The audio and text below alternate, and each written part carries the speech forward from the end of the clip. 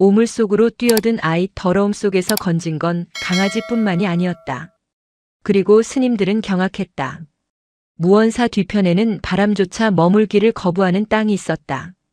그곳은 본래 계곡물이 모여들던 웅덩이였으나 지금은 절의 수치이자 숨기고 싶은 환부 같은 장소였다.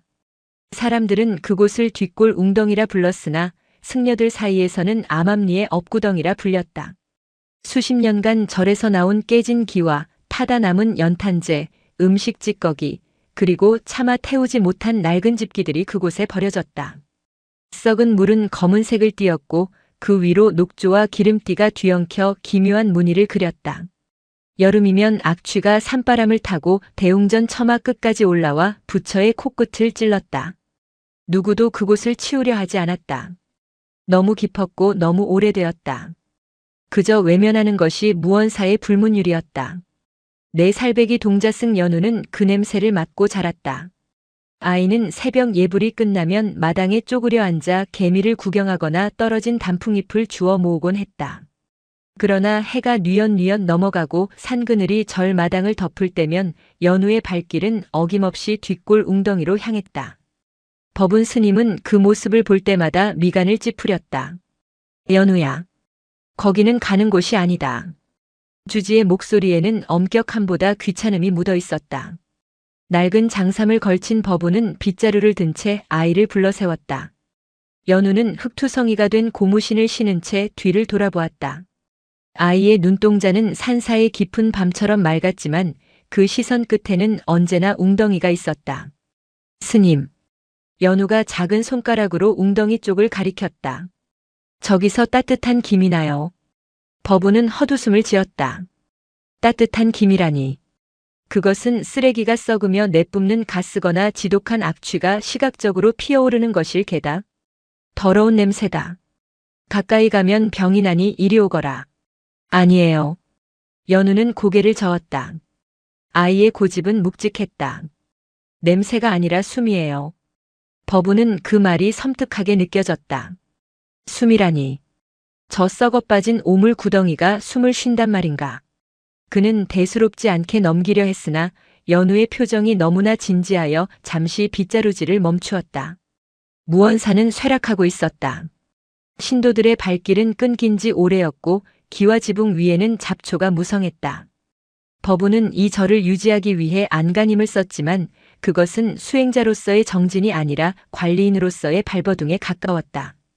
그는 귀찮은 일은 덮어두고 당장 눈앞의 일만 처리하는 데 급급했다. 뒷골 웅덩이는 그가 덮어둔 가장 큰 치부였다.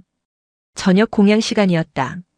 갓 지은 밥 냄새 사이로 희미하게 썩은 내가 섞여 들어왔다. 식사를 하던 도화 스님이 숟가락을 내려놓으며 투덜거렸다. 주지 스님. 날이 더워지니 뒤편 냄새가 더 심해집니다. 차라리 인부를 불러서 흙으로 덮어버리는 게 낫지 않겠습니까? 법운은 국을 떠넣으며 시큰둥하게 대답했다. 돈이 어디 있나? 그리고 저기는 깊어서 흙 몇 트럭으로는 어림도 없어. 괜히 건드렸다가는 냄새만 더 진동할 게다. 그냥 두어라. 겨울 되면 잠잠해진다. 그때 구석에서 묵묵히 밥알을 새듯 식사하던 무고 노스님이 입을 열었다.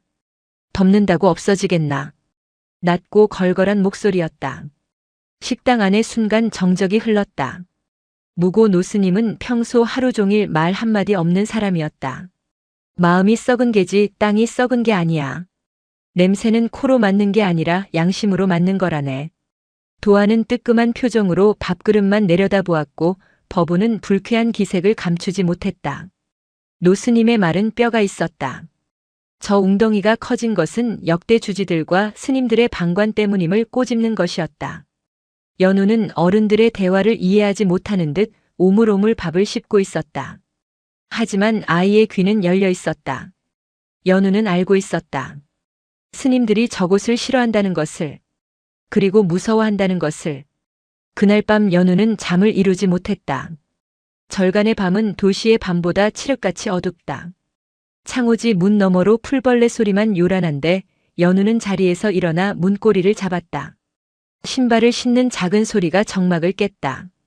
아이는 달빛의 의지에 뒤뜰로 향했다. 낮에 보았던 그 검은 웅덩이가 자석처럼 아이를 끌어당기고 있었다. 악취는 밤이 되자 더욱 끈적하게 가라앉아 있었다. 연우는 코를 막지 않았다. 아이는 웅덩이 가장자리에 위태롭게 서서 시커먼 수면을 내려다보았다. 아무것도 보이지 않았다.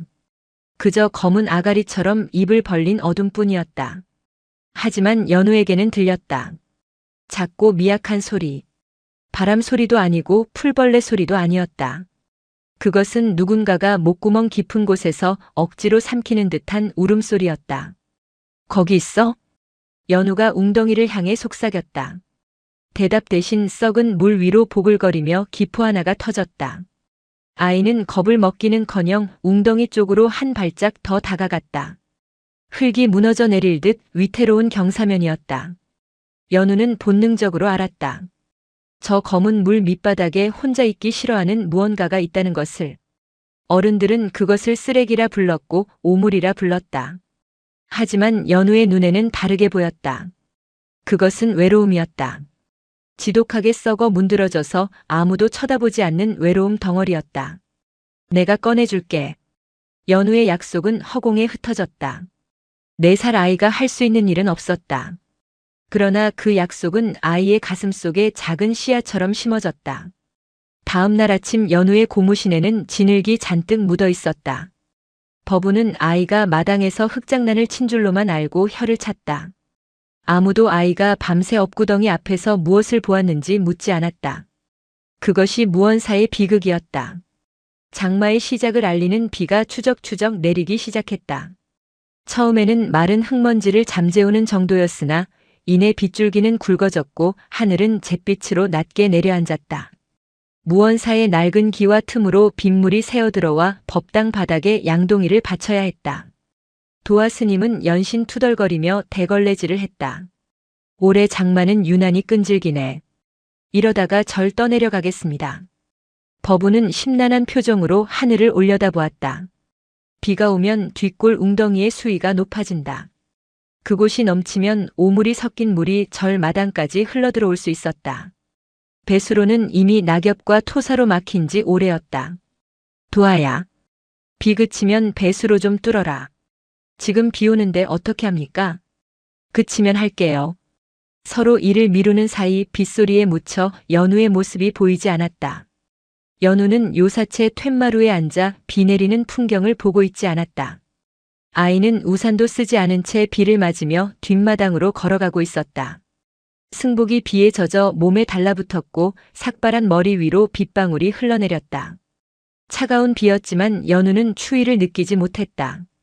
웅덩이 쪽에서 들려오는 소리가 어젯밤보다 더 커졌기 때문이었다. 살려줘.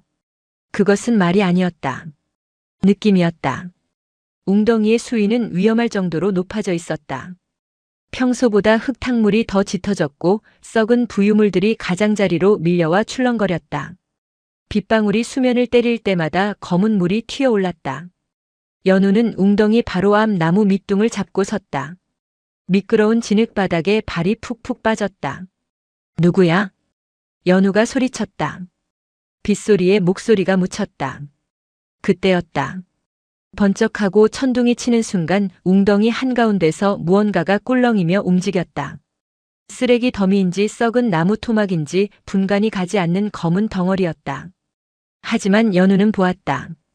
그 검은 덩어리가 아주 미세하게 떨고 있는 것을. 그것은 살아있었다. 사람들은 더러운 곳에는 생명이 살 수 없다고 믿는다. 오물은 죽음의 다른 이름이라고 생각한다. 그러나 연우는 생명이란 깨끗한 곳에서만 피어나는 꽃이 아님을 본능적으로 알고 있었다. 가장 낮은 곳, 가장 더러운 곳에서도 숨은 붙어 있을 수 있었다. 스님, 스님.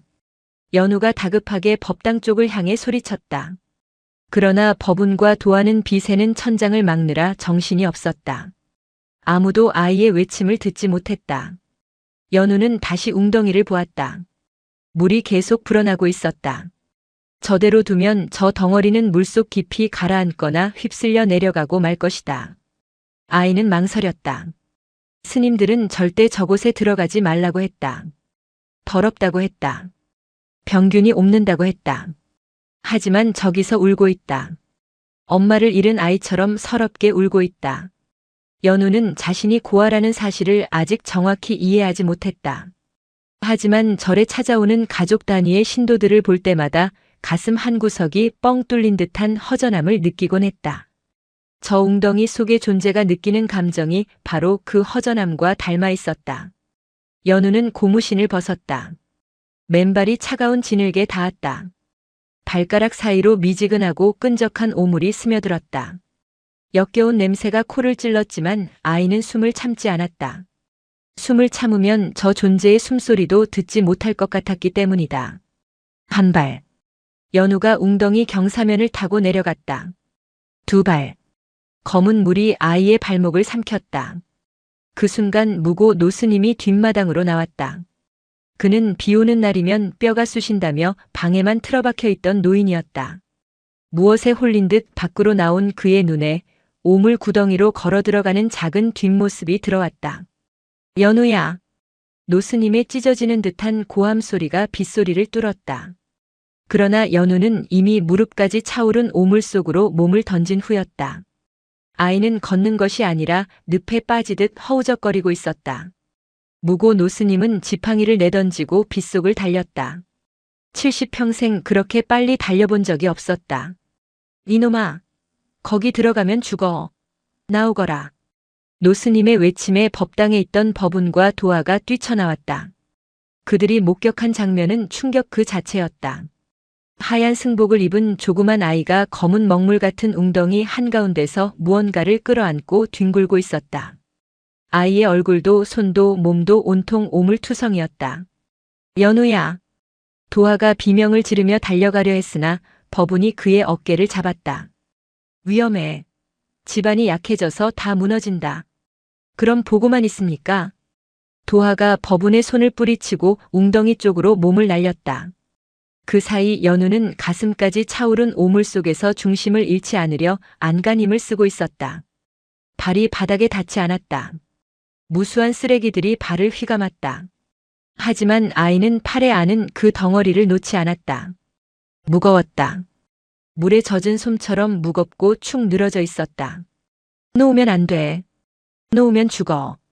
연우는 입안으로 흙탕물이 들어오는 것을 느끼며 필사적으로 가장자리를 향해 발버둥 쳤다. 도화가 엎드려 손을 뻗었다. 손잡아. 연우야. 연우의 작은 손이 흙투성이가 된 채 허공을 휘저겼다. 도화가 그 손목을 낚아챘다. 그리고 있는 힘껏 잡아당겼다. 으아! 도화의 기합소리와 함께 연우의 몸이 진흙 밖으로 끌려 나왔다.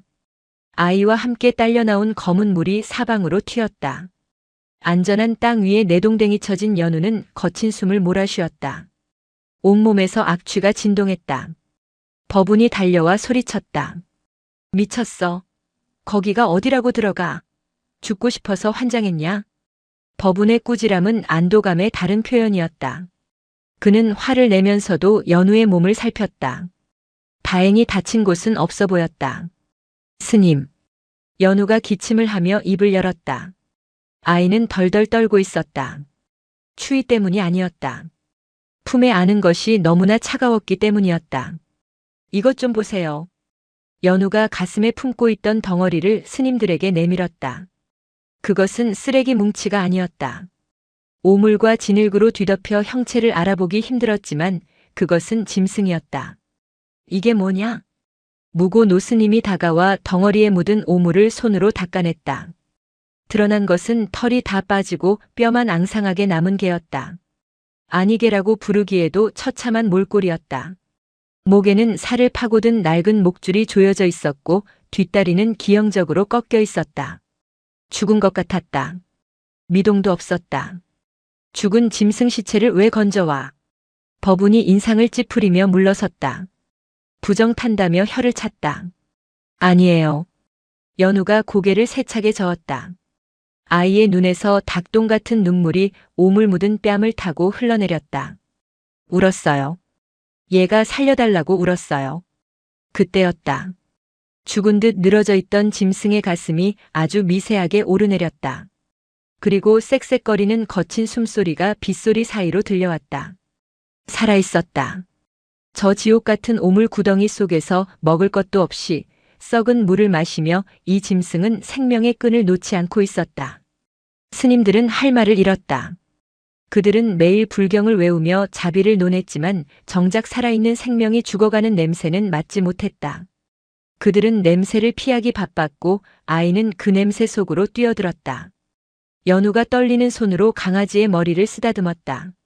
스님, 목욕시켜 주세요. 더러운 거 씻겨주면 안 아플 거예요. 아이의 말은 순진했지만 그 속에 담긴 뜻은 어른들의 가슴을 후벼 팠다. 더러운 것은 짐승의 몸에 묻은 오물이 아니라 그것을 외면하고 방치한 스님들의 마음이었다. 빗줄기가 더욱 거세졌다. 마치 이 절의 묵은 때를 벗겨내려는 듯 하늘이 뚫린 것처럼 비가 쏟아졌다. 연우가 건져 올린 생명체는 짐승이라기보다 하나의 흉물에 가까웠다. 도화 스님은 헛구역질을 참으며 짐승을 수도가로 옮겼다. 따뜻한 물을 받아 조심스럽게 오물을 씻어내자 참혹한 실상이 드러났다. 백구였다. 하지만 털은 피부병으로 다 빠져 붉은 속살이 드러나 있었고 온몸에는 구더기가 파먹은 상처가 가득했다. 무엇보다 끔찍한 것은 뒷다리였다. 누군가 고의로 부러뜨린 듯 뼈가 어긋나 있었다. 그리고 목을 조르고 있는 녹슨 쇠목줄에는 희미하게 이름이 새겨진 펜던트가 달려 있었다. 복이라니. 이 처참한 몰골을 한 생명체에게 어울리지 않는 이름이었다. 연우는 씻겨놓은 강아지 곁을 한시도 떠나지 않았다.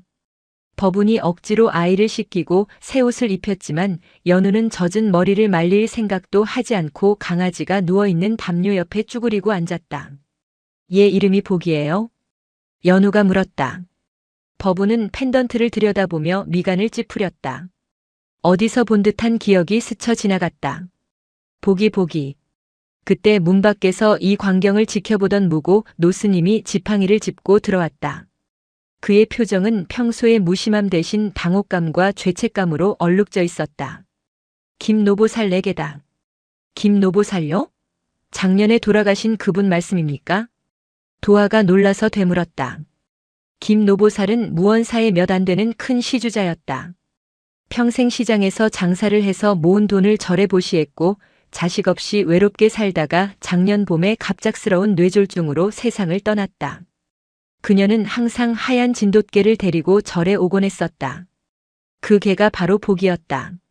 그런데 이 개가 왜 뒷골 웅덩이에 있었던 겁니까? 보살님 돌아가시고 친척들이 데려갔다고 들었는데요.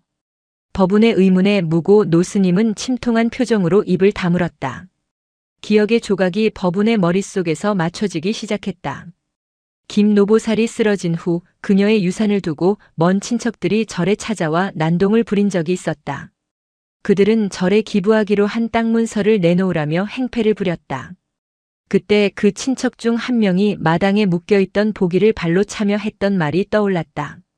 재수없는 노인네가 키우던 똥개, 꼴도 보기 싫어. 그날 밤 보기는 사라졌다. 사람들은 개가 도망쳤거나 친척들이 데려다 팔았을 것이라 짐작했다. 아무도 찾지 않았다. 주인 잃은 개 한 마리쯤이야 금방 잊혀졌다. 하지만 보기는 멀리 가지 않았다. 아니 가지 못한 것이었다. 누군가 이 개를 절 뒤편 웅덩이에 던져버린 것이다. 살아있는 채로. 짖지 못하게 목을 조르고 도망가지 못하게 다리를 부러뜨려서.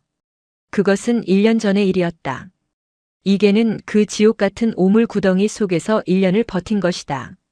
썩은 물을 마시고 죽은 짐승의 사체를 뜯어먹으며 혹은 그저 끈질긴 생명력 하나로 버티며 누군가가 자신을 꺼내주기를 기다렸던 것이다.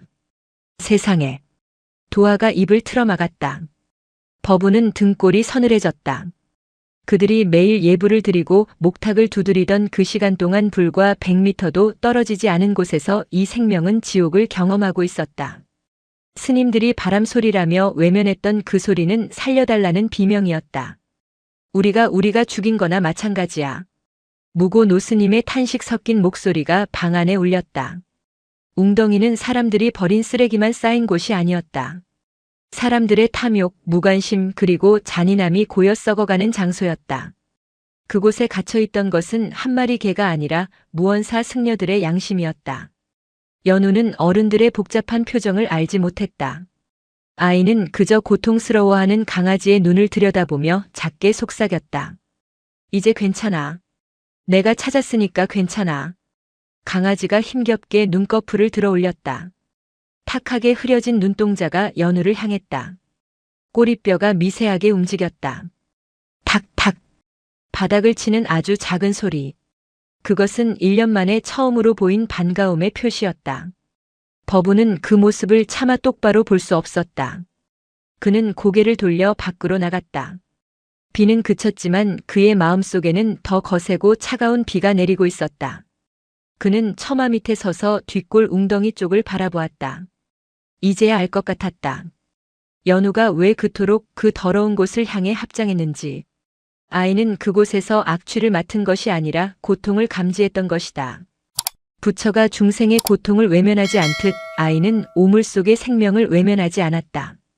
진짜 수행자는 법당 안에 앉아있는 자신이 아니라 저 오물을 뒤집어 쓴 4살배기 아이였다.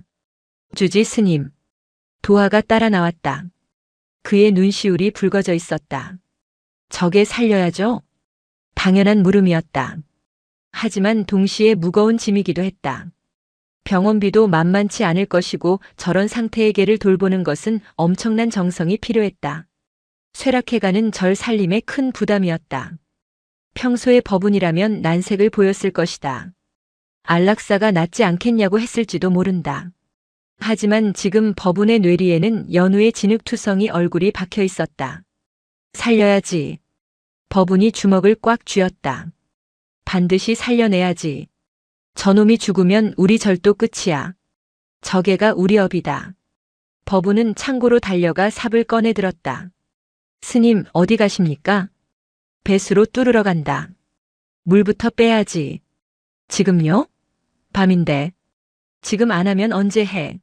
당장 삽 들고 따라와. 법운의 호통에 도화가 부랴부랴 뒤를 따랐다. 그날 밤 무언사의 승려들은 잠들지 않았다.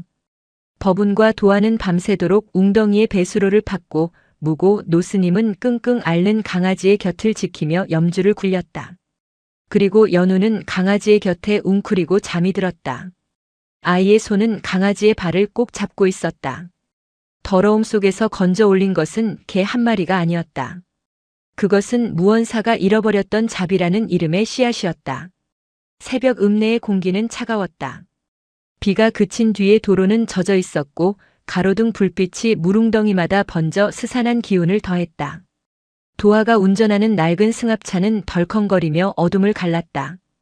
뒷좌석에는 법운 스님이 피와 고름이 엉겨붙은 담요를 무릎에 올려놓은 채 앉아 있었고 그 옆에는 연우가 창백하게 질린 얼굴로 담요 귀퉁이를 꽉 쥐고 있었다.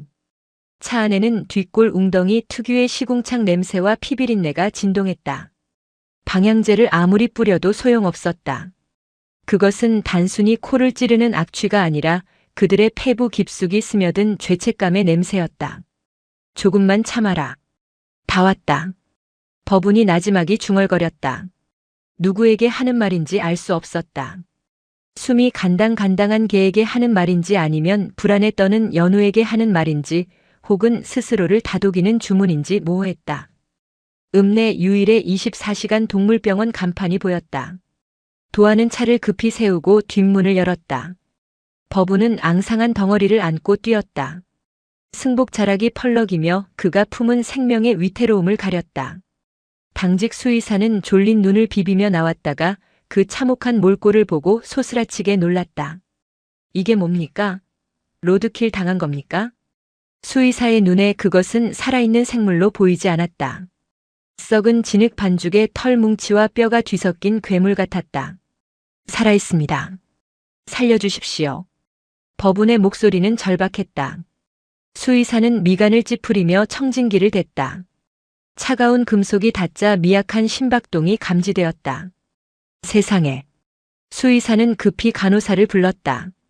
처치실로 옮겨지는 동안 연우는 문 앞에서 발을 동동 구르며 안으로 들어가려 했다. 도화가 아이를 붙잡았다. 연우야. 의사 선생님이 고쳐주실 거야. 우린 밖에서 기다려야 해. 아파요. 많이 아파해요. 연우의 눈은 처치실 문에 고정되어 있었다. 아이는 개의 고통을 제 살이 찢기는 것처럼 느끼고 있었다. 1시간이 지나고 2시간이 흘렀다. 처치실 안에서는 분주하게 기계 돌아가는 소리와 의료진의 다급한 외침이 새어나왔다. 법우는 대기실 의자에 앉아 마른 세수를 했다. 손에서 썩은 내가 났다. 아무리 씻어도 지워지지 않을 냄새였다. 그는 문득 자신의 낡은 장삼을 내려다보았다. 오물 얼룩이 훈장처럼 박혀 있었다. 주지라는 체면을 중시하며 언제나 풀먹인 승복을 고집하던 그였다. 하지만 지금은 그 얼룩이 부끄럽지 않았다.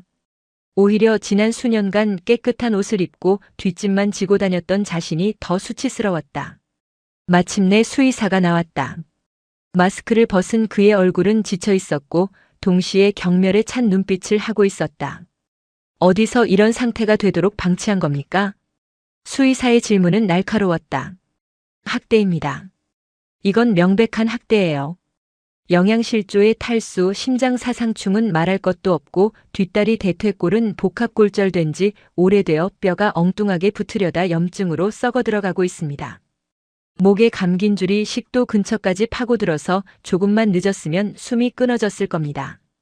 법우는 고개를 들지 못했다. 변명할 말이 없었다. 직접적인 가해자는 아니었으나 그 개가 지옥 같은 구덩이에서 죽어가는 동안 절의 책임자로서 그것을 몰랐다는 것은 방조나 다름없었다.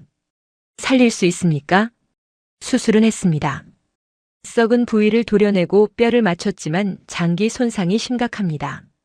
솔직히 말해서 오늘 밤을 넘길지 장담 못합니다. 만약 살아난다고 해도 평생 걷지 못할 수도 있어요. 안락사가 이 녀석에게는 더 자비로운 선택일 수도 있었습니다. 안 돼요. 의자 구석에 웅크리고 있던 연우가 튀어나왔다. 아이는 수의사의 다리를 붙잡고 매달렸다. 죽이면 안 돼요. 살고 싶어 했어요. 제가 들었어요. 살려달라고 울었단 말이에요. 연우의 절규에 수의사는 당황한 표정을 지었다. 4살 아이의 눈빛이 너무나 강렬했기 때문이었다. 그 눈빛은 단순히 떼를 쓰는 아이의 것이 아니었다.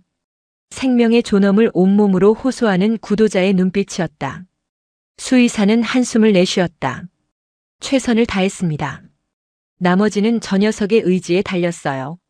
그리고 수의사는 차트를 넘기며 건조하게 덧붙였다. 병원비가 꽤 나올 겁니다. 수술비에 입원비, 약값까지 하면 수백만 원은 좋게 깨질 텐데 감당하실 수 있겠습니까? 법운과 도안은 동시에 침묵했다. 무언사의 재정은 바닥난 지 오래였다. 전기세 낼 돈도 빠듯해 신도들이 보시한 쌀을 팔아 충당하는 형편이었다. 수백만 원이라는 돈은 그들에게 천문학적인 액수였다.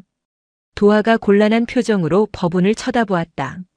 현실적인 문제가 그들의 발목을 잡았다. 하지만 법운은 망설이지 않았다. 그는 품속에서 낡은 주머니 하나를 꺼냈다. 그가 주지가 되면서 은사 스님에게 물려받은 옥염주였다. 골동품으로서의 가치가 상당한 물건이었고 법운이 가장 아끼는 보물이었다. 그는 절이 아무리 어려워도 이것만은 팔지 않으려 했다. 자신의 권위를 상징하는 마지막 자존심이었기 때문이다. 이걸 맡기면 되겠습니까? 스님, 그건. 도화가 놀라 소리쳤으나 법운은 손을 들어 제지했다. 생명보다 귀한 물건은 없다. 내가 어리석어 돌덩이를 보물로 알고 살았구나. 법운은 염주를 수의사 데스크 위에 올려놓았다. 옥구슬이 차가운 유리에 부딪혀 청명한 소리를 냈다. 그것은 법운이 지난 세월 쥐고 있던 헛된 욕심을 내려놓는 소리였다. 수의사는 잠시 염주와 스님을 번갈아 보더니 묘한 표정을 지었다. 그는 계산기를 두드리지 않았다. 일단 입원시키죠. 정사는 나중에 하셔도 됩니다. 수의사는 염주를 다시 법운 쪽으로 밀어놓았다. 돈 냄새만 좇는 줄 알았던 세상 사람들도 진심 앞에서는 마음이 움직이는 법이었다. 걔가 병원에 입원해 있는 동안 절에서는 또 다른 전쟁이 시작되었다. 날이 밝자마자 법운과 도하는 작업복으로 갈아입고 뒷골 웅덩이로 향했다. 밤새 내린 비는 그쳤지만 웅덩이의 참상은 햇빛 아래서 더욱 적나라하게 드러났다. 물을 빼내기 위해 파놓은 배수로를 따라 검은 오수가 콸콸 쏟아져 나오고 있었다. 악취가 사방으로 퍼져나갔다. 이제는 피할 수 없었다. 이 웅덩이를 완전히 비우고 바닥을 드러내야만 했다. 그것은 단순히 청소가 아니었다. 무언사의 썩은 환부를 도려내는 대수술이었다. 무고 노스님은 이미 그곳에 있었다. 허리가 굽은 노승은 바지를 걷어 올리고 진흙 속에 들어가 쇠갈퀴로 쓰레기를 긁어내고 있었다. 노스님, 나오세요. 저희가 하겠습니다. 도화가 기겁하며 말렸지만 무고는 들은 채도 하지 않았다. 내 업이다. 내가 쌌으니 내가 치워야지. 노스님은 묵묵히 썩은 비닐과 플라스틱 조각들을 건져 올렸다. 그가 갈퀴질을 할 때마다 시커먼 퇴적층이 뒤집히며 수십 년 묵은 쓰레기들이 튀어나왔다. 깨진 불상 조각, 녹슨 촛대, 누군가 몰래 버린 가전제품들. 그것들은 모두 욕망의 잔해였다. 법운도 말없이 장화를 신고 웅덩이로 들어갔다.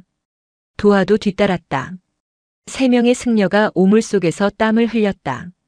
지나가던 등산객들이 코를 막고 인상을 찌푸리며 그 광경을 구경했다. 저 절은 스님들이 쓰레기장에서 사나봐. 더러워라. 절에서야 부처님이 오시겠어? 사람들의 수군거림이 비수처럼 꽂혔지만 법운은 고개를 들지 않았다. 부끄러움은 감추는 데서 오는 것이 아니라 드러내고 씻지 않는 데서 오는 것임을 이제야 깨달았기 때문이었다. 오후가 되자 웅덩이의 물이 절반쯤 빠졌다. 그리고 바닥 가까운 곳에서 무언가가 발견되었다. 도화의 삽끝에 딱딱한 물체가 걸렸다. 판에 보니 낡은 가죽 가방이었다. 지퍼는 녹슬어 있었지만 억지로 열자 안에서 물에 젖지 않은 비닐팩이 나왔다. 그 안에는 낡은 사진첩과 편지 뭉치가 들어 있었다. 법운이 흙 묻은 손으로 사진을 집어들었다. 사진 속에는 김 노보살이 젊은 시절 보기에 어미로 보이는 백구를 안고 환하게 웃고 있었다. 그리고 편지에는 삐뚤빼뚤한 글씨로 유언 같은 내용이 적혀 있었다. 내 주꺼들랑 가진 재산은 모두 무언사에 시주하여 불사를 일으키고 내 자식 같은 보기는 절에서 거두어 명대로 살게 해주시오. 그것은 김 노보살이 생전에 친척들에게 숨기고 싶어 했던 진짜 유언장이었다. 친척들이 혈안이 되어 찾던 문서가 바로 여기 그들이 개를 버린 오물 구덩이 속에 함께 묻혀 있었던 것이다. 이럴 수가. 법운의 손이 부들부들 떨렸다. 김 노보살의 조카 최 씨는 동네에서 소문난 건달이었다. 그는 이모의 재산을 가로채기 위해 유언장을 찾으려 온 집안을 뒤집었었다. 아마도 이 가방이 중요한 것인 줄 모르고 혹은 개를 유기할 때 급하게 처리하느라 개와 함께 웅덩이에 던져버린 모양이었다. 악은 언제나 스스로의 흔적을 남긴다. 그리고 그 흔적은 가장 예상치 못한 순간에 드러나기 마련이다. 그때 요사체 쪽에서 낯선 인기척이 들렸다. 어이구, 이게 무슨 냄새야?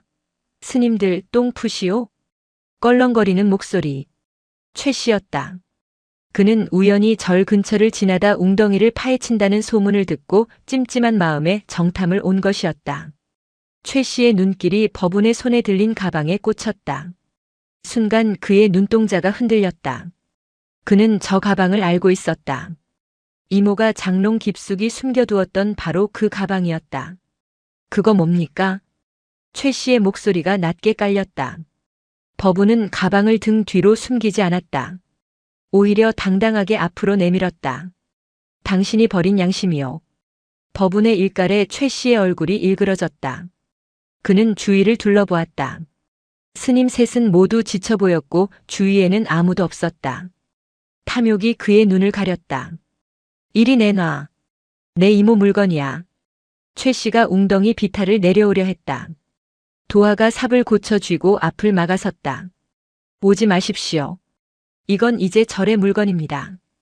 그리고 경찰에 신고할 겁니다. 동물보호법 위반의 사유지 무단 투기 그리고 도하는 말을 잊지 못했다. 최 씨가 품에서 접이식 등산용 칼을 꺼내 들었기 때문이었다. 흉기를 본 것은 아니었지만 그의 살기 등등한 기세는 충분히 위협적이었다. 조용히 넘어가자고. 개 한 마리 죽은 거 가지고 왜들 이래? 그 가방만 넘기면 내가 시주 넉넉히 할게.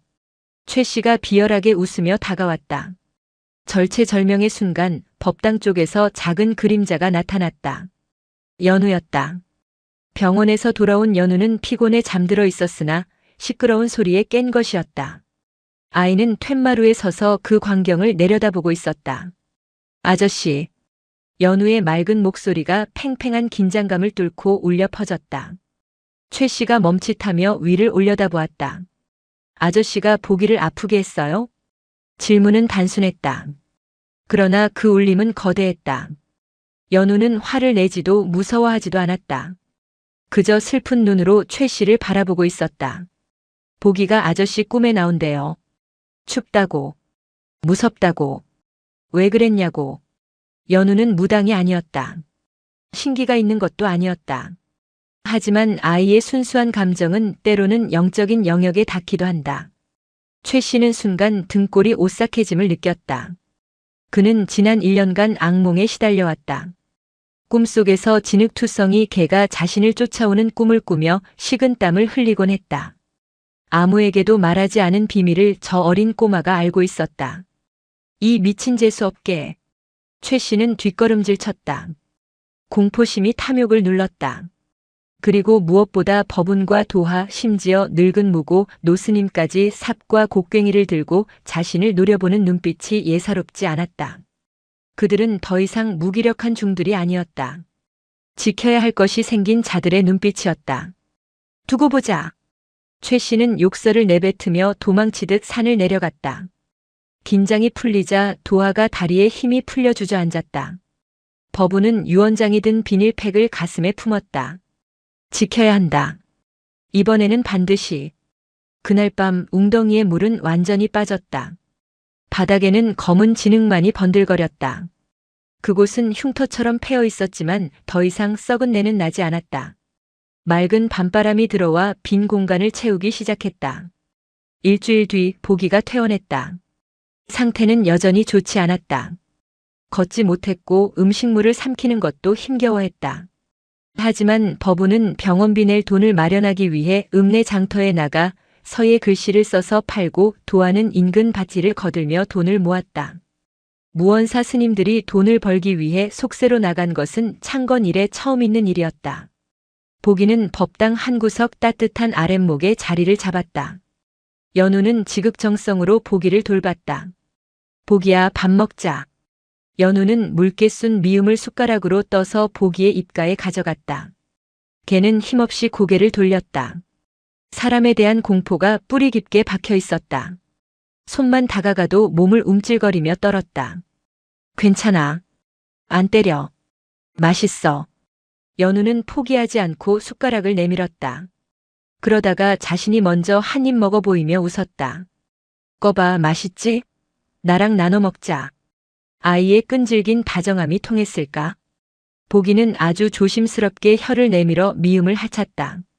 할짝할짝. 그 작은 소리가 법당 안을 채우는 어떤 독경 소리보다 경이롭게 들렸다. 계절이 바뀌고 있었다. 뒷골 웅덩이가 있던 자리는 이제 검은 뻘밭이 말라가고 있었다. 스님들은 그곳에 흙을 채우는 대신 다른 것을 하기로 결정했다. 연못을 만들자. 무고 노스님의 제안이었다. 오물이 있던 자리에 연꽃을 심는 거야. 진흙 속에서 피어나는 게 연꽃 아니더냐. 우리 마음도 적에도 이 절도 다시 피어날 수 있다는 증거를 만드는 게지. 그날부터 스님들은 웅덩이 바닥을 고르고 돌을 날라 축대를 쌓았다. 마을 사람들은 스님들이 갑자기 공사를 시작하자 호기심에 기웃거렸다. 개를 구조했다는 소문과 최 씨가 도망쳤다는 이야기가 퍼지면서 마을 사람들의 시선도 조금씩 바뀌고 있었다. 스님들 뭐하시오? 연못 만듭니다. 꽃 심으려고요. 거기 냄새나는 시궁창 아니었소? 그래서 꽃으로 덮으려 합니다. 도하가 땀을 닦으며 웃었다. 그 웃음이 하도 맑아서 마을 사람 중 하나가 쭈뼛거리다 음료수를 건넸다. 고생하시네. 이거라도 마시면서 하슈. 작은 변화였다. 닫혀있던 절문이 열리고 사람들의 마음이 열리고 있었다. 어느 날 오후 연우가 마당에서 보기를 안고 햇볕을 쬐고 있었다. 보기는 여전히 뒷다리를 쓰지 못해 앞발로만 기어다녔다. 하지만 털이 조금씩 자라나 하얀 솜털이 상처를 덮어가고 있었다. 눈빛도 많이 맑아져 이제는 연우가 부르면 귀를 쫑긋거렸다. 보기야, 저기 봐. 나비야. 연우가 날아가는 호랑나비를 가리켰다. 보기가 고개를 들어 나비를 쫓았다. 그러다 나비가 꽤 높이 날아오르자 보기가 엉덩이를 들썩거렸다. 지나가던 법은이 걸음을 멈췄다. 보기가 앞발에 힘을 주고 뒷다리를 부들거리며 일으켜 세우려 하고 있었다. 부러졌던 뼈는 붙었지만 근육이 다 위축되어 불가능할 것이라던 수의사의 말이 무색하게 녀석은 안간힘을 쓰고 있었다. 낑낑. 고통스러운 신음이 났다. 연우가 놀라 부축하려 했지만 법은이 눈짓으로 말렸다. 스스로 하게 두어라. 보기는 몇 번이나 주저앉았다. 하지만 그때마다 연우를 쳐다보았다. 아이의 응원하는 눈빛이 녀석에게 힘을 주는 듯 했다. 마침내 보기가 비틀거리며 네 발로 섰다. 비록 뒷다리는 형편없이 휘청거리고 꼬리는 엉거주춤했지만 분명히 땅을 딛고 선 것이었다. 섰어. 스님. 보기가 섰어요. 연우가 박수를 치며 환호했다. 법운의 눈시울이 뜨거워졌다. 죽음의 구덩이에서 건져 올린 생명이 다시 대지를 딛고 일어섰다. 그것은 기적이었다. 신이 내린 기적이 아니라 생명 자체가 가진 끈질기고 위대한 힘이었다. 그때 뒤뜰 쪽에서 도화가 다급하게 달려왔다. 주지 스님. 큰일 났습니다. 아니, 좋은 일입니다. 무슨 일이냐? 웅덩이 바닥에서 물이 솟습니다. 법운과 연우 그리고 비틀거리며 걷는 보기가 뒤뜰로 향했다. 오물을 걷어내고 바닥을 드러낸 웅덩이 한가운데 바위 틈새에서 맑은 물줄기가 퐁퐁 솟아오르고 있었다. 오랫동안 쓰레기 더미에 눌려 숨구멍이 막혀있던 지하 수맥이 오물이 치워지자 비로소 터져나온 것이었다. 검은 물이 있던 자리에 수정처럼 맑은 물이 고이기 시작했다. 연우가 탄성을 질렀다. 우와! 땅이 울음을 그쳤어요. 그랬다. 땅은 울고 있었다. 쓰레기의 무게에 짓눌려 숨을 쉬지 못해 썩은 물을 눈물처럼 흘리고 있었다. 이제 그 눈물이 멈추고 생명의 젖줄이 흐르기 시작한 것이다. 법운은 솟아오르는 샘물을 보며 합장했다. 나무아미타불. 오물은 결국 우리가 덮어버린 본성이었다. 그것을 걷어내면 그 밑에는 언제나 맑은 불성이 흐르고 있었음을 이 낡은 절의 뒷마당이 가르쳐주고 있었다. 보기가 샘물 쪽으로 다가가 목을 축였다. 녀석의 꼬리가 처음으로 살랑살랑 흔들렸다. 무언사의 여름은 그 어느 해보다 뜨거웠으나 바람에서는 더 이상 썩은 내가 나지 않았다. 뒤뜰 웅덩이에서 솟아난 샘물은 불과 보름 만에 거대한 구덩이를 가득 채웠다. 검은 오물이 있던 자리에 하늘을 그대로 담아내는 투명한 거울이 생겨난 셈이었다. 스님들은 그 가장자리에 강도를 주워다 둥글게 둘렀고 진흙밭이었던 주변 땅을 갈아엎어 연꽃 씨앗을 심었다. 아직 꽃은 피지 않았으나 넓은 연잎들이 물 위에 둥둥 떠올라 초록빛 그늘을 만들었다. 연우는 매일 아침 보기와 함께 연못가를 산책했다. 보기는 이제 제법 네 발로 걷는 것에 익숙해져 있었다. 비록 오른쪽 뒷다리는 여전히 조금 짧아 절뚝거렸고 뛸 때는 뒤뚱거리는 모양새였지만 누구도 녀석을 비웃지 않았다. 그 걸음걸이는 죽음을 이겨낸 승리의 행진과도 같았기 때문이다. 보기야. 물 마셔. 연우가 연못가 평평한 바위에 앉아 손으로 물을 떠서 내밀었다. 보기는 연우의 손바닥에 고인 물을 할짝거렸다. 차갑고 단물이었다. 녀석은 물을 마시다 말고 고개를 들어 연우의 얼굴을 하찼다. 까슬까슬한 혀의 감촉에 연우가 까르르 웃음을 터뜨렸다. 그 웃음소리가 산사의 정적을 깨고 청명하게 울려 퍼졌다. 법당 마루에 걸터앉아 그 모습을 지켜보던 무고 노스님이 흐뭇한 미소를 지었다. 절간에 아이 웃음소리가 끊긴 지가 10년이 넘었는데 이제야 사람 사는 곳 같구나. 법운 스님은 마당을 쓸다 말고 허리를 폈다. 그의 얼굴은 검게 탔고 승복은 낡았지만 눈빛만은 예전보다 훨씬 형형했다. 그러게 말입니다. 저 웅덩이가 복덩이였나 봅니다. 절의 변화는 겉모습에만 있지 않았다. 법운은 더 이상 돈 걱정을 하며 한숨을 쉬지 않았다. 도화 스님 역시 불만 섞인 투정을 멈췄다. 그들은 새벽부터 밤까지 몸을 움직여 일했다. 텃밭을 일구고 무너진 담장을 보수했다. 몸이 고되니 잡생각이 사라졌고 땀을 흘리니 밥맛이 꿀맛이었다. 무엇보다 그들의 중심에 연우와 보기가 있었다. 지켜야 할 생명이 있다는 사실이 무기력했던 수행자들을 진짜 가장으로 만들었다.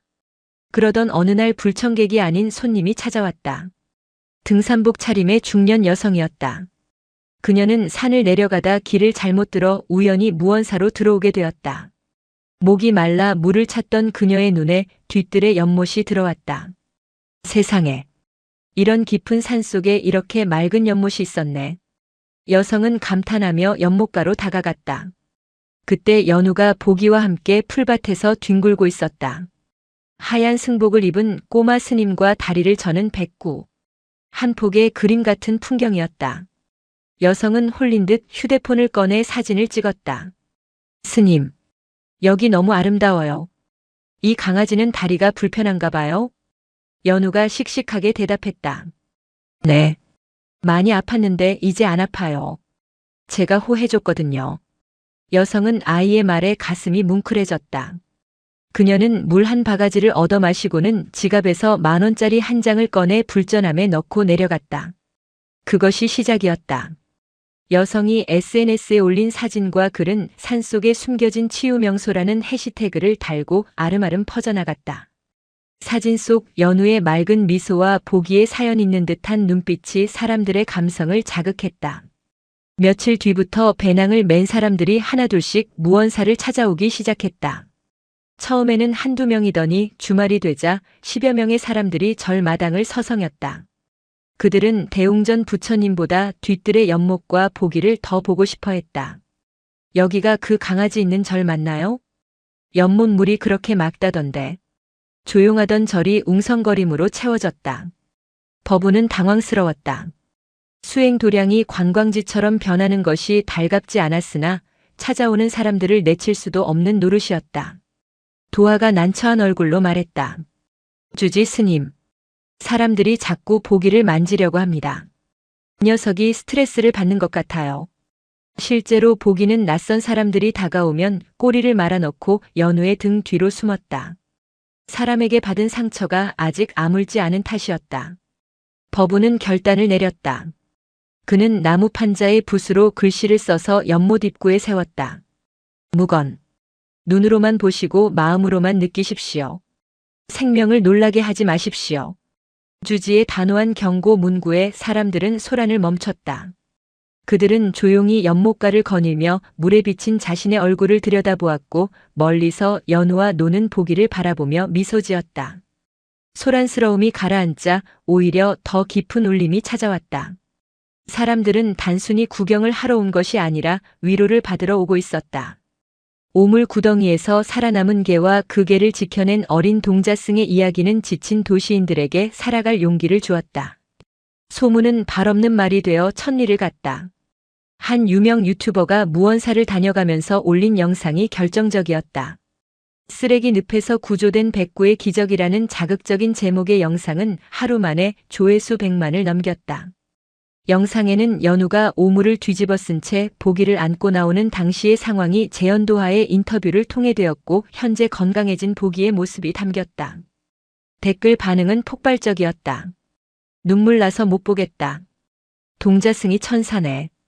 저런 곳에 개를 버린 인간은 악마다. 천벌 받아라. 절 이름이 어디죠? 꼭 한번 가보고 싶네요. 방송국에서도 연락이 왔다. 동물농장 같은 프로그램에서 취재를 오겠다고 했다.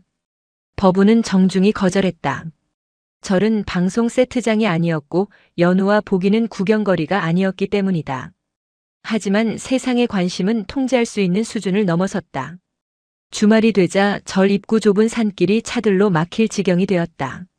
아이스크림 장수가 자판을 깔려고 했고 등산 동호회 사람들이 술판을 벌이려 했다. 법운과 도화는 하루 종일 사람들을 통제하느라 진을 뺐다. 여기서 술 드시면 안 됩니다. 쓰레기 되가져가세요. 수행은커녕 주차 관리 요원이 된 기분이었다. 도화가 땀을 뻘뻘 흘리며 주저앉았다. 스님, 이러다 우리 다 죽겠습니다. 문을 닫아버릴까요? 법운도 지쳐 있었다. 그러나 그는 마당 한 구석을 보았다. 사람들이 북적거리는 와중에도 연우는 보기의 귀를 막아주고 있었다. 시끄럽지? 괜찮아. 내가 노래 불러줄게. 아이는 세상의 소음으로부터 친구를 지키기 위해 작은 몸으로 벽을 만들고 있었다. 그 모습을 본 법우는 깨달았다. 피하는 것만이 능사가 아님을.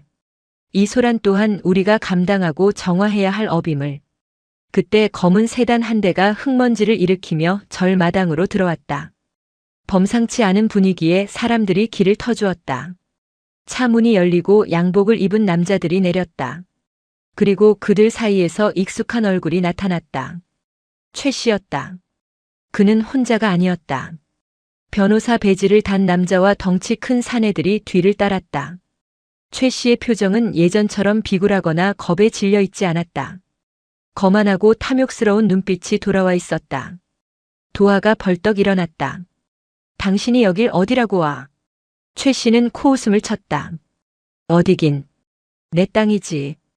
법운이 앞으로 나섰다. 무슨 소리를 하는 거요? 최 씨 옆에 있던 변호사가 서류 봉투를 흔들어 보였다.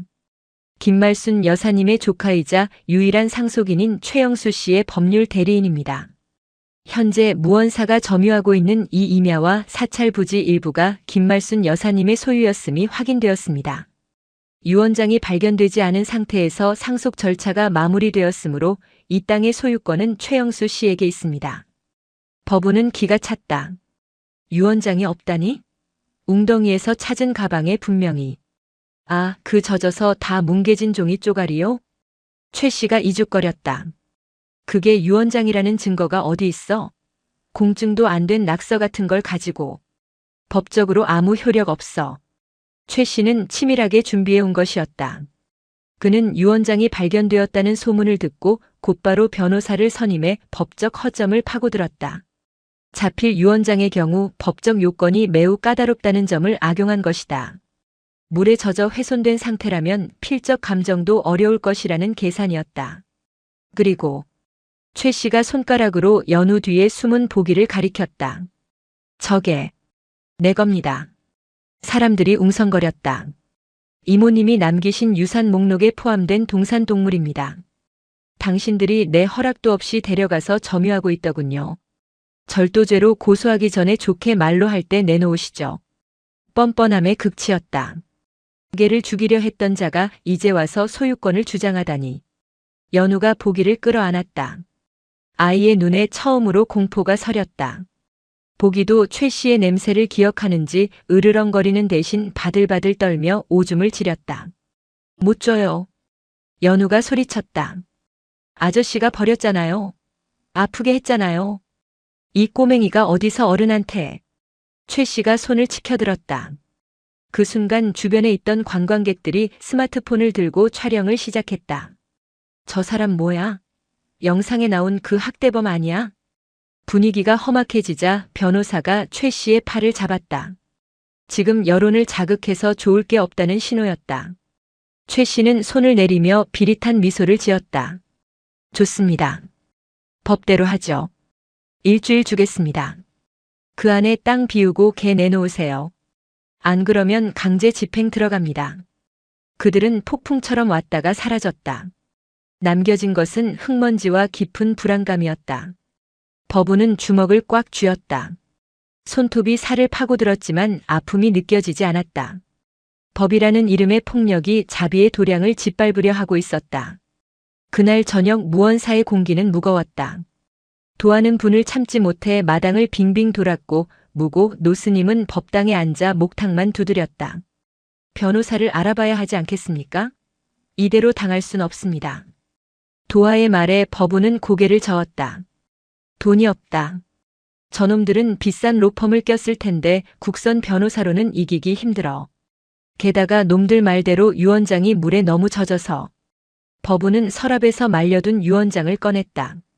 먹물이 번져 글씨를 알아보기 힘들었다. 무언사에 시주한다는 핵심 문구 부분이 웅덩이 물에 젖어 흐릿해져 있었다. 진실은 명백했으나 증거는 불충분했다. 그럼 어쩝니까? 땅도 뺏기고 보기도 뺏기고 다시 쫓겨나란 말입니까? 도하가 울분을 토했다. 그때 연우가 방으로 들어왔다. 아이의 손에는 스케치북과 크레파스가 들려 있었다. 스님. 연우가 법운의 무릎에 스케치북을 올려놓았다. 이거 보여주면 안 돼요? 스케치북에는 그림이 그려져 있었다. 삐뚤빼뚤한 솜씨였지만 내용은 명확했다. 할머니 김 노보살가 보기를 안고 웃는 그림. 어떤 남자 최 씨가 보기를 발로 차는 그림. 보기를 검은 웅덩이에 던지는 그림. 그리고 연우가 보기를 꺼내주는 그림. 그것은 아이가 목격하고 들은 진실의 기록이었다. 보기가 말해줬어요. 아저씨가 발로 찼대요. 그리고 웅덩이에 던지면서 죽어버려라고 했대요. 법원은 아이의 그림을 어루만졌다. 법정에서 이 그림이 증거가 될 수는 없을 것이다. 세상의 법은 아이의 순수한 목소리보다 도장이 찍힌 종이 조각을 더 신뢰하니까. 하지만 법원은 이 그림에서 답을 찾았다. 싸움의 방식이 틀렸다. 법원이 눈을 떴다. 우리는 그들의 방식인 법으로 싸우려 했다. 하지만 우리는 수행자다. 우리는 우리의 방식대로 싸워야 한다. 우리의 방식이라뇨? 진실이다. 숨기지 않고 드러내는 것. 웅덩이에 오물을 파내듯 저들의 죄를 세상빛 아래 드러내는 것이다. 다음 날 법원은 대웅전 앞에 자리를 깔았다. 그리고 북과 먹을 준비했다. 그는 농성을 하거나 시위를 하지 않았다. 그저 글을 쓰기 시작했다. 무언사의 역사, 김노보살의 공덕, 그리고 보기가 겪은 일련의 고통, 우리가 외면했던 죄책감까지. 그는 화려한 문장이나 법적 용어를 쓰지 않았다. 담담하고 진솔한 참회록이었다. 우리는 죄인입니다. 생명이 죽어가는 소리를 바람소리로 치부했습니다. 그러나 한 아이가 오물 속으로 뛰어들었습니다. 도안은 그 글을 사진으로 찍어 인터넷 커뮤니티와 SNS에 올렸다. 유튜버가 올린 영상의 파급력에 진정성 있는 호소문이 더해지자 여론은 걷잡을 수 없이 들끓었다. 법적 소유권을 따지는 최 씨 측의 논리는 생명권과 도덕성을 묻는 대중의 분노 앞에 힘을 잃기 시작했다. 사람들이 다시 몰려왔다. 이번에는 구경꾼이 아니었다. 동물보호단체 활동가들, 무료 변론을 자처하는 인권 변호사들, 그리고 탄원서에 서명하려는 시민들이었다. 우리가 지켜줍시다. 보기를 저 악마에게 돌려보낼 순 없습니다. 무언사의 마당은 촛불 집회 현장처럼 변했다. 하지만 최 씨는 포기하지 않았다. 여론이 악화되자 그는 더 교활한 방법을 택했다. 그는 밤을 틈타 용역 깡패들을 동원해 저를 봉쇄하고 물리적으로 보기를 탈취하려 했다. 어둠이 짙게 깔린 새벽 2시. 절 입구에 나무 울타리가 우지끈 부서지는 소리가 들렸다. 보기가 가장 먼저 반응했다.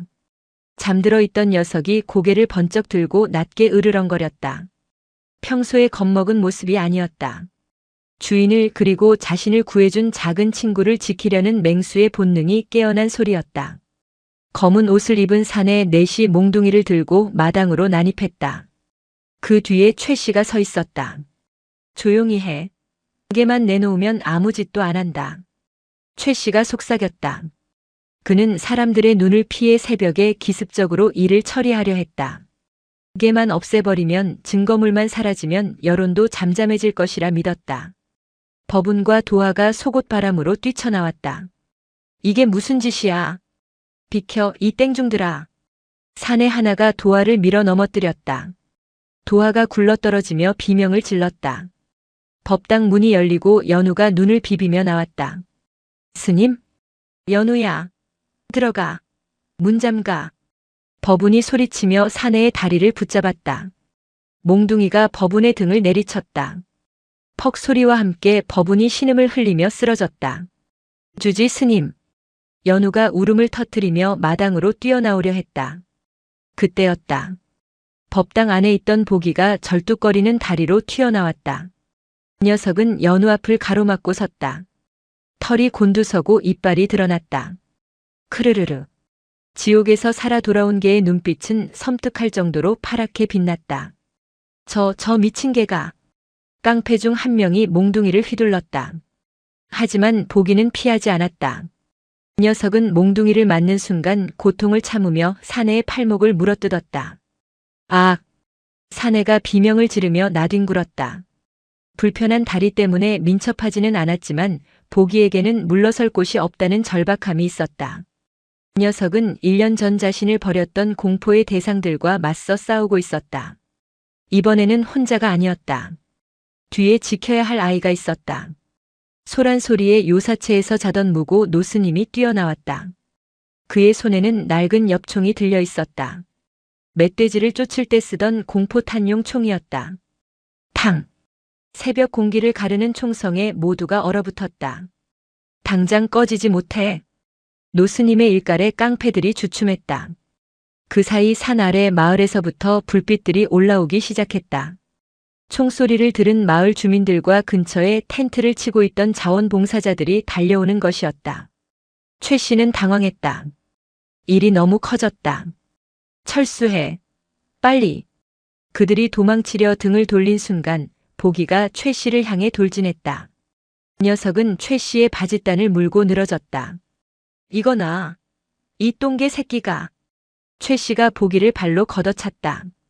보기는 낑 소리를 내며 나뒹굴었지만 입에 문 것을 놓지 않았다.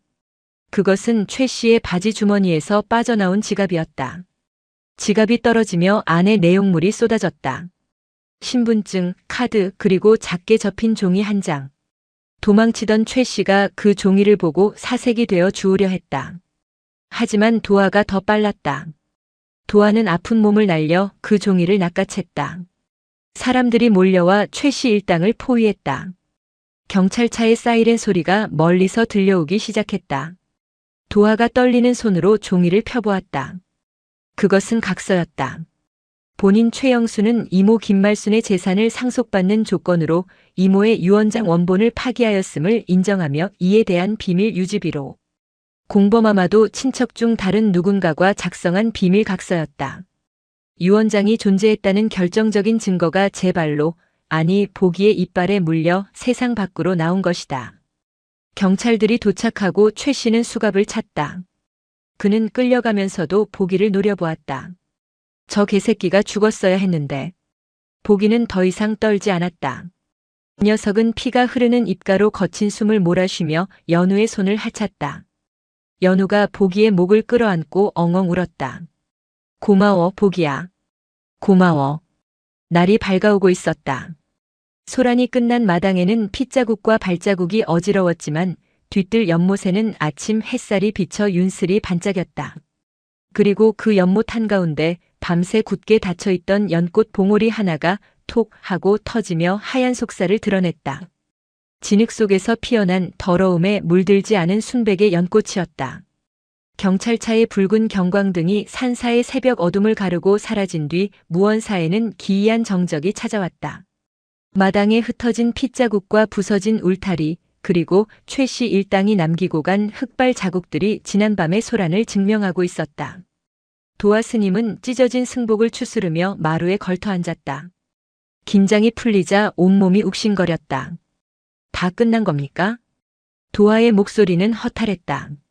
법운 스님은 대답 대신 마당 한가운데 멍하니 서 있었다. 그의 손에는 경찰이 증거물로 수거해 가기 전 사진으로 남겨둔 각서의 사본이 들려 있었다. 종이 한 장. 고작 이 얇은 종이 한 장 때문에 사람은 짐승보다 못한 짓을 저질렀고 짐승은 사람보다 더한 의리를 보였다. 끝난 게 아니다. 법운이 나지막이 말했다.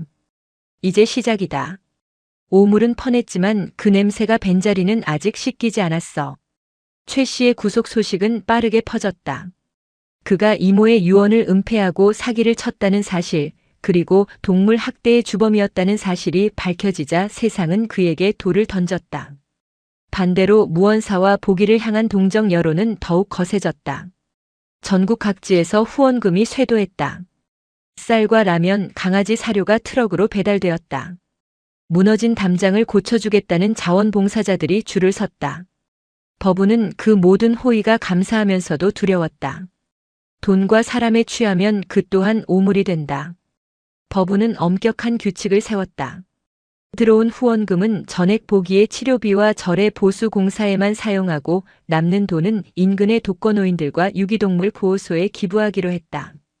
연우는 그런 어른들의 사정은 몰랐다. 아이에게 중요한 것은 단 하나였다. 보기야, 이제 아무도 너 못 데려가.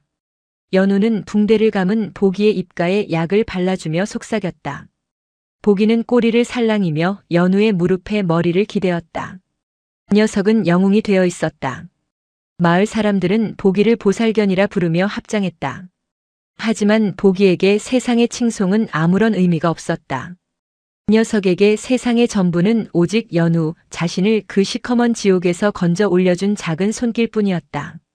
가을이 깊어지자 무언사의 풍경은 완연히 달라져 있었다. 뒤뜰의 웅덩이, 아니 연못은 이제 청년지라는 새로운 이름을 얻었다. 오물이 썩어가던 바닥에는 굵은 모래와 자갈이 깔렸고 맑은 지하수가 찰랑거렸다. 가장 놀라운 변화는 연꽃이었다. 늦여름에 피어난 한 송이의 백년을 시작으로 가을볕을 받은 연못 곳곳에서 연꽃들이 앞다퉈 피어났다. 진흙 속에서 뿌리를 내리고 맑은 꽃을 피우는 그 자태는 무언사가 겪어온 고통과 승화의 과정을 그대로 보여주는 듯했다. 주말이면 사람들이 찾아와 연못가를 거닐었다. 예전처럼 시끄럽게 떠들거나 술판을 벌이는 사람은 없었다. 입구에 적힌 묵은 팻말 때문이기도 했지만 연못이 뿜어내는 고요하고 성스러운 기운이 사람들을 압도했기 때문이었다. 어느 날 한 중년 여성이 연못가 벤치에 앉아 하염없이 울고 있었다.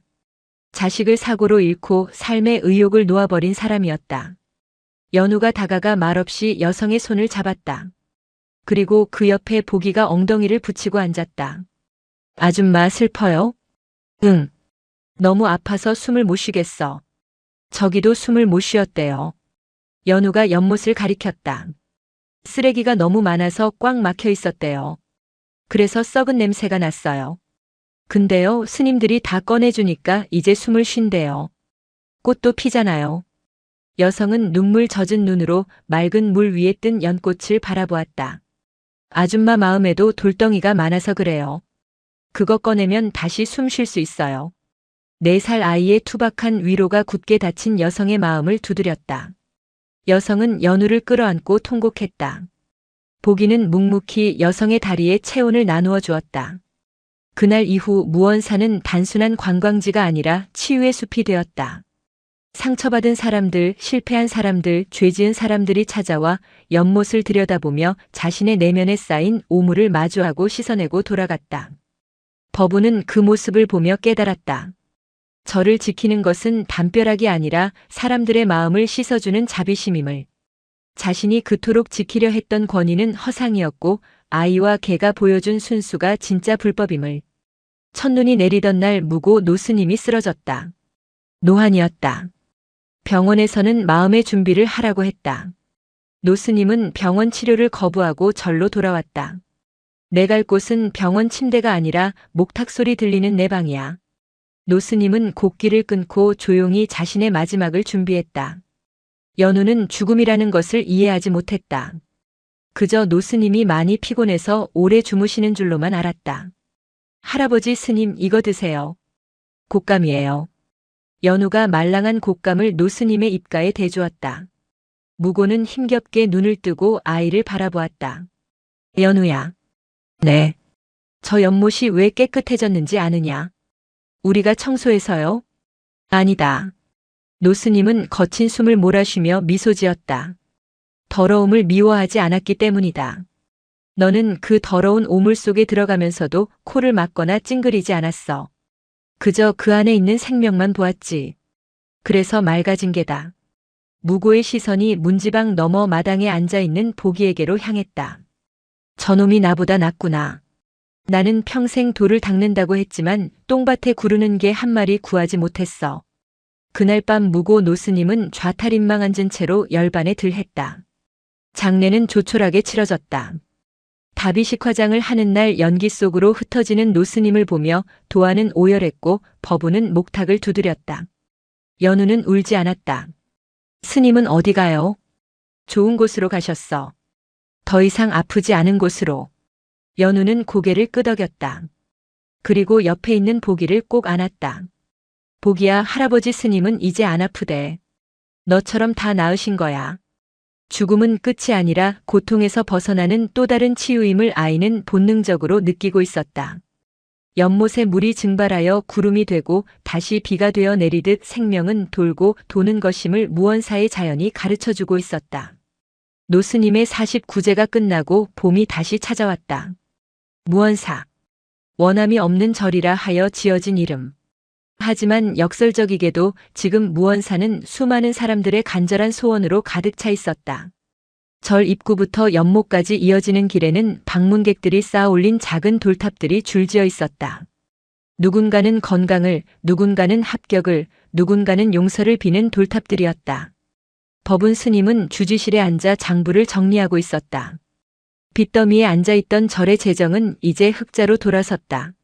하지만 그는 그 돈을 절을 화려하게 꾸미는 데 쓰지 않았다. 도하야. 네, 주지 스님. 뒷산 너머 폐가 있지 않으냐. 그 땅을 매입해서 쉼터를 만들자. 쉼터요? 템플스테이 말씀입니까? 아니. 갈 곳 없는 노인들과 버려진 동물들이 함께 지내는 곳이다. 연우가 보기를 살렸듯 서로가 서로를 살리는 곳을 만드는 거야. 도하의 눈이 커졌다. 그것은 단순히 건물을 짓는 것이 아니라 무언사의 새로운 정체성을 확립하는 일이었다. 좋습니다. 당장 알아보겠습니다. 마당에서는 훌쩍 자란 5살 연우가 보기와 달리기 시합을 하고 있었다. 보기는 이제 제법 잘 뛰었다. 한쪽 다리를 조금 절기는 했지만 그것은 장애가 아니라 훈장이었다.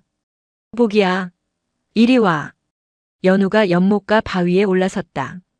맑은 물속에는 붉은 금붕어들이 헤엄치고 있었다. 누군가 방생한 물고기들이었다. 얘들아 안녕? 오늘도 물맛이 좋아? 연우가 물고기들에게 말을 걸자 보기가 덩달아 꼬리를 흔들며 물을 내려다보았다. 그때 주말을 맞아 찾아온 단체 관람객들이 가이드의 설명을 듣고 있었다. 자, 이곳이 바로 그 유명한 청년지입니다. 원래는 쓰레기 매립지나 다름없는 오물 구덩이였는데 동자승의 기적으로 이렇게 맑은 연못이 되었죠. 정말 신비하지 않습니까? 땅의 기운이 바뀐 겁니다. 사람들은 감탄하며 사진을 찍었다. 역시 명당이야. 부처님의 가피가 있는 곳이네. 그들은 연못의 맑음, 핀 꽃의 아름다움, 그리고 전설 같은 이야기에만 집중했다. 연우는 그 모습을 물끄러미 바라보았다. 저녁 예불이 끝나고 스님들이 차를 마시는 시간이었다. 법당 문을 열어놓자 봄바람에 실려온 연꽃 향기가 방 안을 채웠다. 법운, 도하 그리고 연우가 찻상에 둘러앉았다. 보기는 툇마루에 엎드려 졸고 있었다. 법운이 찻잔을 내려놓으며 입을 열었다. 연우야. 요즘 사람들이 너를 보러 많이 오는구나. 기분이 어떠냐? 좋아요. 사탕도 주시고 과자도 주시고요. 연우가 해맑게 웃으며 품에서 초콜릿 하나를 꺼냈다. 근데 스님, 사람들이 자꾸 이상한 말을 해요. 무슨 말이냐? 여기가 원래 나쁜 땅이었는데 제가 착한 일을 해서 좋은 땅으로 바꿨대요. 오물이 싹 사라져서 명당이 됐대요. 맞는 말 아니냐? 내가 건져 올렸으니. 도하가 웃으며 머리를 쓰다듬었다. 하지만 연우는 고개를 갸웃거렸다. 아이의 표정이 사뭇 진지해졌다. 아니에요. 오물은 땅에 있었던 게 아니에요. 법운과 도하의 동작이 멈췄다. 그게 무슨 소리냐? 연우는 자리에서 일어나 밖으로 나갔다. 스님들이 뒤따라 나갔다. 달빛이 쏟아지는 연못 앞. 연우는 수정처럼 맑은 물을 가리켰다. 스님, 저기 물 밑바닥 보여요? 보이지? 자갈도 보이고 모래도 보이는구나. 그 밑에는요? 그 밑? 흙이겠지. 맞아요. 흙이에요. 진흙. 연우가 쭈그리고 앉아 물가에 핀 작은 풀꽃을 만지작거렸다. 오물 웅덩이였을 때도 그 밑바닥에는 똑같은 흙이 있었어요. 그리고 지금 맑은 물 밑에도 똑같은 흙이 있어요. 땅은 그대로예요. 나쁜 땅은 없어요. 연우는 보기를 불렀다. 녀석이 절뚝거리며 다가와 아이의 손을 핥았다. 사람들은 냄새난다고 코를 막았지만 보기는 거기서 살았어요. 보기한테는 거기가 집이었고 제가 갈 때까지 기다려준 방이었어요. 연우가 일어서서 스님들을 돌아보았다. 달빛을 등진 아이의 모습이 순간 거대한 불상처럼 보였다. 스님, 더러운 건 여기가 아니었어요. 연우의 작은 손가락이 바닥이 아닌 자신의 가슴을, 그리고 스님들의 가슴을 가리켰다. 우리가 버려서 더러워진 거예요. 우리가 안 봐서 썩은 거예요. 웅덩이는 죄가 없어요. 냄새는 웅덩이에서 난 게 아니라. 아이는 잠시 말을 고르더니 배시시 웃으며 덧붙였다. 우리가 미워하는 마음에서 난 냄새였어요. 법우는 망치로 머리를 얻어맞은 듯한 충격을 받았다. 오물은 물질이 아니었다. 외면, 방관, 이기심. 그것들이 쌓이고 쌓여 썩어 들어간 것이었다. 땅을 탓하고 환경을 탓했지만 정작 썩고 있었던 것은 그 땅을 바라보는 자신들의 시선이었다. 아이는 오물을 치운 것이 아니라 어른들의 썩은 마음을 건져 올린 것이었다. 도화가 눈시울을 붉히며 고개를 숙였다. 법당 처마 끝 풍경 스님들이 다는 종소리가 댕그랑 울렸다. 나무아미타불. 법운이 깊게 허리를 숙여 4살 아이에게 합장했다. 그것은 주지가 동자승에게 하는 인사가 아니라 깨달음을 얻은 자가 스승에게 올리는 예였다. 밤이 깊었다. 연우와 보기는 툇마루에서 서로를 껴안고 잠이 들었다. 법우는 잠들지 못하고 연못가로 나갔다. 달이 비친 연못은 거울처럼 세상을 비추고 있었다. 그는 물속을 들여다보았다. 맑은 물 아래 가라앉은 흙들이 보였다. 흔들면 다시 흙탕물이 될 수도 있는 바닥. 하지만 연꽃은 그 진흙을 뿌리 삼아 피어난다. 오물이 곧 걸음이고 번뇌가 곧 보리 깨달음나. 무언사의 밤바람이 불어왔다. 더 이상 악취는 없었다. 그저 흙냄새, 물냄새, 그리고 사람 냄새가 섞인 맑은 바람이 산사를 감싸 안고 돌았다. 절은 고요했으나 그 침묵 속에는 천둥 같은 깨달음이 흐르고 있었다. 무언사의 아침은 이제 목탁 소리가 아니라 빗자루 쓰는 소리로 시작된다. 16살이 된 연우는 껑충하니 키가 컸다. 앳된 볼살은 빠지고 제법 의젓한 수행자의 태가 났지만 깊고 맑은 눈동자만은 4살 때 그대로였다. 연우는 마당을 쓸다 말고 허리를 펴 뒷뜰을 바라보았다. 그곳에는 늙은 개 한 마리가 벼틀 쬐며 누워 있었다. 복이었다. 녀석의 털은 이제 하얀색보다 잿빛에 가까웠고 눈은 백내장으로 하얗게 흐려져 앞을 거의 보지 못했다. 한때 멧돼지를 쫓고 깡패들에게 덤벼들던 기백은 사라지고 이제는 숨 쉬는 것조차 힘겨워 보이는 노견이 되어 있었다. 복이야. 연우가 빗자루를 놓고 다가갔다. 복이는 고개를 들지 못하고 귀만 살짝 움직였다. 꼬리끝이 미세하게 떨렸다. 그것이 녀석이 할 수 있는 최선의 대답이었다. 법운 스님은 어느덧 환갑을 훌쩍 넘긴 노승이 되어 있었다. 그는 툇마루에 앉아 그 모습을 지켜보며 찻잔을 만지작거렸다. 때가 된 것 같구나. 옆에 앉은 도화 스님, 이제는 제법 주지 스님 같은 중후함이 묻어나는 그가 침통하게 고개를 끄덕였다. 어젯밤부터 물 한 모금 넘기지 못했습니다. 수의사 말로는 마음의 준비를 하라고 하더군요. 무언사의 중흥을 이끈 1등 공신이자 절의 마스코트였던 보기의 생명불이 꺼져가고 있었다. 오후가 되자 봄비가 내리기 시작했다. 12년 전 그날처럼 추적추적 내리는 비였다. 연우는 보기를 안고 법당 처마 밑으로 옮기려 했다. 하지만 웬일인지 보기는 꿈쩍도 하지 않았다. 힘없는 다리로 바닥을 버티며 자꾸만 뒷뜰 쪽으로 고개를 돌렸다. 왜 그래? 저기 가고 싶어? 보기가 쉰 목소리로 작게 낑낑거렸다.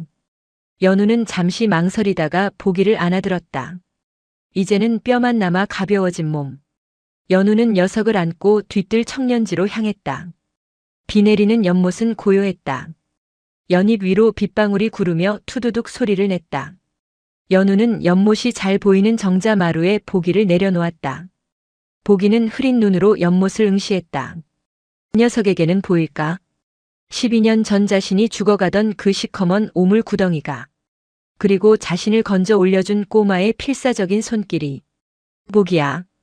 연우가 보기의 머리를 무릎에 뉘었다. 기억나? 여기서 우리 처음 만났잖아. 그때 너 진짜 냄새나고 못생겼었는데. 연우가 웃음을 삼키며 말했다. 나도 냄새났었어. 스님들한테 엄청 혼났는데. 그래도 나는 내가 하나도 안 무서웠어. 그냥 혼자 있는 게 불쌍해서. 보기의 호흡이 점점 얕아졌다. 그때 법운과 도화가 뒤따라왔다. 그들은 말없이 연우의 뒤에 섰다. 슬퍼하지 말라고 붙잡지 말라고 말해야 했지만 차마 입이 떨어지지 않았다. 이별은 수행자에게도 늘 버거운 숙제였다. 보기가 마지막 힘을 짜내어 고개를 들었다. 녀석의 코가 연우의 손바닥을 찾았다. 발짝. 아주 느리고 미약한 현울림. 그것은 작별 인사가 아니었다. 고마움의 표시였다. 고마워. 나를 버리지 않아서. 더러운 나를 안아줘서. 나의 세상을 바꿔줘서. 보기의 고개가 툭 하고 연우의 무릎 위로 떨어졌다. 마지막 숨이 빠져나가며 녀석의 몸에서 긴장이 풀렸다.